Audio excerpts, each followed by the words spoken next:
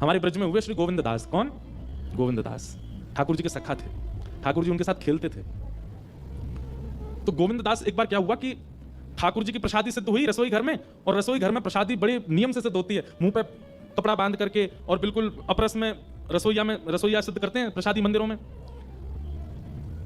मुंह पे कपड़ा क्यों बांधते हैं? कि कहीं प्रसाद की सुगंधी अगर हमको आ गई तो कहीं सुगंधी से हमारी जीभ में पानी आ गया तो ठाकुर जी भोग नहीं लगाएंगे, इसीलिए उसको कहते हैं अमनिया। क्या बोलते हैं? अमनिया।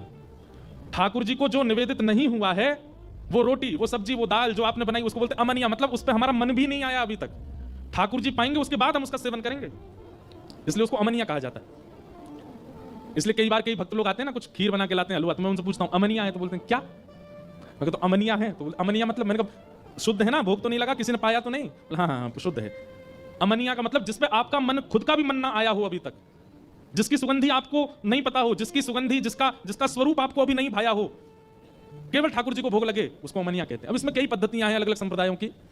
कई मंदिरों में चखिया होते हैं। चखिया कैसे होते हैं? वो भोजन पहले चख लेते हैं, ठाकुर जी के लायक है कि नहीं, फिर ठाकुर जी को भोग लगता है। कई मंदिरों में ऐसा नहीं होता। तो रसोईया प्रसादी लेकर के जा रहे थे, तो बीच रास्ता में गोविंद दास बैठे थे रसोई और मंदिर के बीच में। तो गोविंद दास बोले, ए रसोईया बाबा, एक काम करो, थाली यहीं धर दूं, मैं पालूं पहले। रसोईया को बड़ा गुस्सा आया, बोले ठाकुर जी को भोग लगा नहीं है, ठाकुर जी को निवेदित हुआ नहीं, और तुम कैसे कह रहे हो कि हमको दे दो, ठाकुर जी को भोग लगेगा पहले। बोले अरे नहीं नहीं नहीं, ठाकुर जी को बाद में लग जाएगा, पहले मुंह पवाओ। तो रसोईया ने थाली ले जाकर के रख दी रसोई घर में, और दौड़ करके गुसाई श्री विठलनाथ जी, जो श्रीनाथ जी के प्रमुख सेवक थे, उनसे जाकर के शिकायत कर दी। बोले गोविंद दास के ऊधम दिन प्रतिदिन बढ़ते जा रहे हैं। बोले आज क्या हो गया?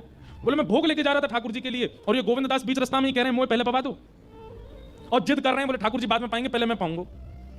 गुसाई जी बोले ये तो गलत है, ठाकुर जी की प्रसादी पहले कैसे पालेगा, बुला के लाओ उसको। तो गोविंद दास सामने आए। गुसाई जी बोले, हे गोविंदा, तुम क्या कर रहे थे आज? ठाकुर जी का भोग लगा नहीं, तुम पहले ही मांगने लगे प्रसाद।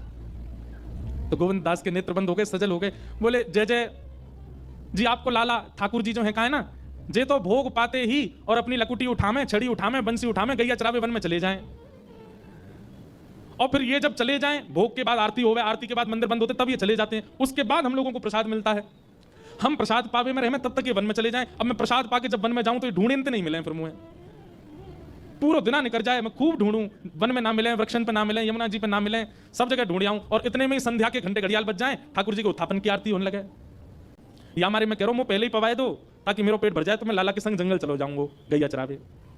ये सुनकर के गुसाई जी के नेत्र सजल हो गए कि भाई इस कलिकाल में आज भी गोविंद दास को ठाकुर जी का अनुभव होता है, ये ठाकुर जी के साथ के। तब से उन्होंने नियम बना दिया, जब तक गोविंद दास है इसको पहले ही पवा दिया करो, ताकि ठाकुर जी के संग गैया चराने जा सके।